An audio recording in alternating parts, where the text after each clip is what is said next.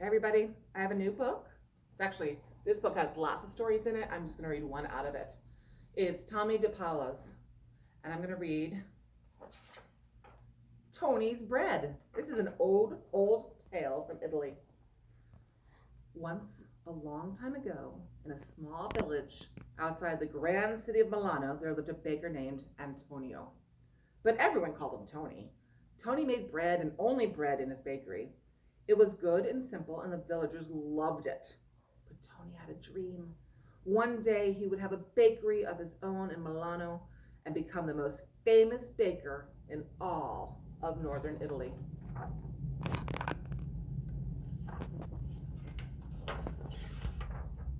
Now, Tony lived with his only daughter, Serafina.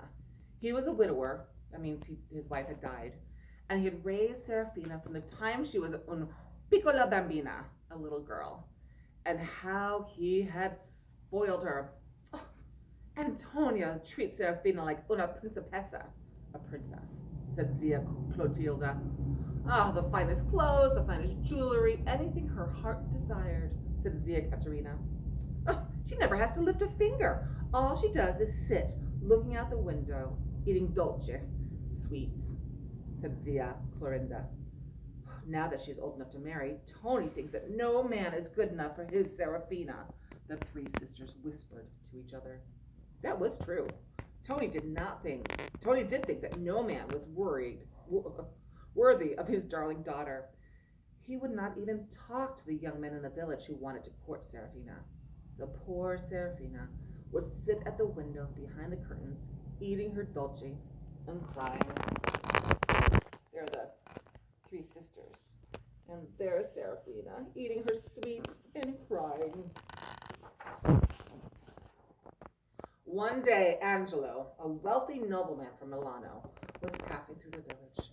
As he went by Tony's house, the wind blew the curtains away from the window, and there sat Serafina. Angelo and Serafina looked into each other's eyes, and it was love at first sight for both of them. The three sisters were standing nearby. Dear ladies, Angelo asked them, who is that lovely creature sitting in the window? Che bella donna. What a beautiful woman. Is she married? Here they are walking by. Oh, love at first sight. Oh, young signore, said Zia Clotilda. That's Serafina, the daughter of Tony the baker. No, she is not married. And likely not to be for a long time, said Zia Caterina. No one is good enough for Tony's little Serafina, Zia Clorinda explained. Well, we'll see about that, said Angelo. Now, aunties, tell me all you can about her. The nobleman and the three sisters sat and talked and talked and talked. Before long, Angelo knew all about Serafina and Tony the baker. And he knew all about Tony's dream of becoming the most famous baker in all of northern Italy. Grazie, aunties, he said. It means thank you. I think I have a plan that will give Tony his dream and give me the wife of my dreams. But I will need your help. This is what I want you to do. The next day, a letter arrived at the bakery for Tony. Dear Signore Baker, I am Angelo, a nobleman from Milano. I was passing through your village and was lucky enough to taste your fine bread. Would you be so kind as to meet me in front of the church after Mass on Sunday so that we may talk? I have a proposal to make to you. And a secret letter arrived at Tony's house for Serafina. Dear Bella Serafina, I saw you at your window and I love you. Here's a ring to keep as a symbol of my adoration. It will not be long before we are husband and wife. Angelo, your true love.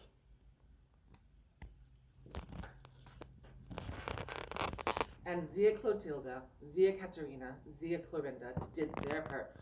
Oh, Tony, did you see that rich young man from Milano? Zia Clotilda asked. He wanted to know all about you. Seems he just loved your bread, said Zia Caterina.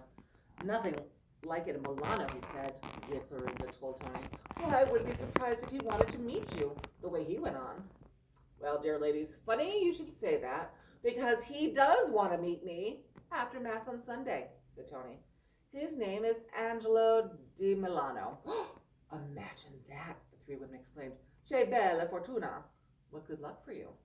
And for Serafina, they whispered to each other. There's Tony cooking. And so, Signore Antonio, I'd be most pleased if you and your lovely daughter would come to Milano as my guests. And if you like our city, I'd be proud to set you up at a fine bakery of your own near the Piazza del Duomo, the Cathedral Square. Your fame would be assured, Signor Antonio. I will see to that. Tony couldn't believe his ears. His dream was about to come true. Why, thank you, Signor Angelo, but please call me Tony. All my friends do. Also, Signor Tony, Angelo continued, the advantages for your beautiful daughter would be great. I admit, I would not find it unpleasant for Serafina to sit beside me at my great table as my wife, the daughter of Tony, the most famous baker of Milano.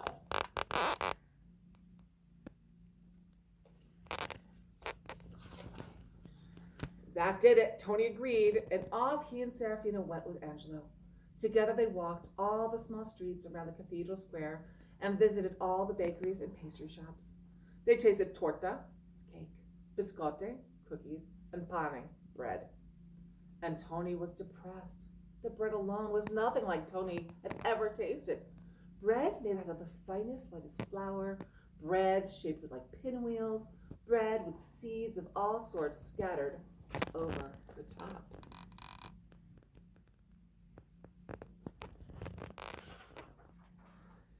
Oh, it's no use, Signor Angelo, said a very sad Tony. I can never compete with all these fine bakeries and pastry shops. All I can make is bread, and a very simple bread at that. I would be the laughing stock of Milano. It's better if Serafina and I just go home. No, never, Angelo shouted. Oh, Papa, no, Serafina cried. Not only was she in love with Angelo, but she was looking forward to living in that grand house with all those good things to eat. If only you could make bread that tasted as good and as sweet as this candied fruit and these raisins, Serafina said. Or, Angelo said, getting another idea, as rich and sweet as this cup of punch made with milk and eggs and honey. Milk and eggs and honey, Tony said, thinking out loud. Candied fruit, Serafina said. Raisins, Angelo chimed in. That's it, all three shouted. I will make the richest, lightest, most wonderful bread anyone has ever tasted. Out of the whitest flour, the biggest eggs, the creamiest milk, the sweetest candied fruit, and the plumpest raisins, Tony shouted. Oh, Papa, Serafina cried, kissing her father. Servants, Angelo called, and he sent them off to buy all the fine ingredients Tony would need.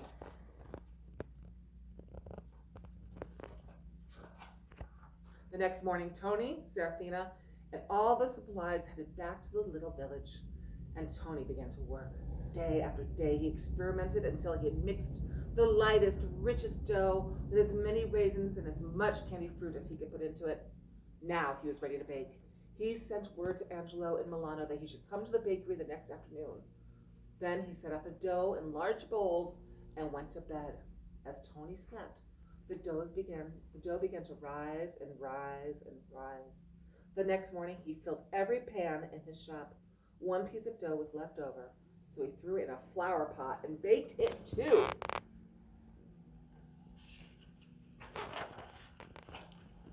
When Angelo arrived, the bread was just coming out of the oven. Everyone held his breath and waited while Tony cut a slice of this new bread.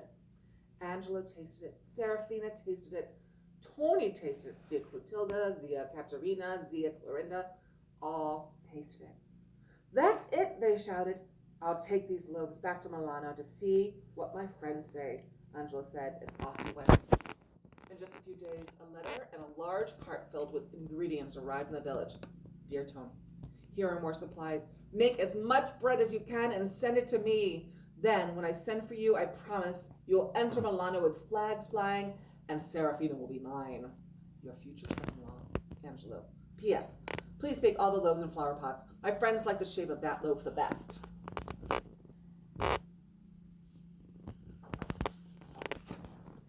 Just before Christmas, Angelo sent for Tony and Serafina. Sure enough, when their coach entered Milano, the crowds were cheering, the flags were flying. Benvenuto, Tonio. Welcome, Tony, the crowds cheered. Benvenuto. The bishop and the mayor were there to greet Tony and Serafina.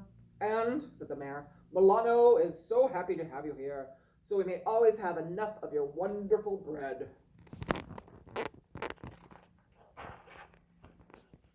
The next day, when the bakery door opened, the bishop's guards were called to keep order.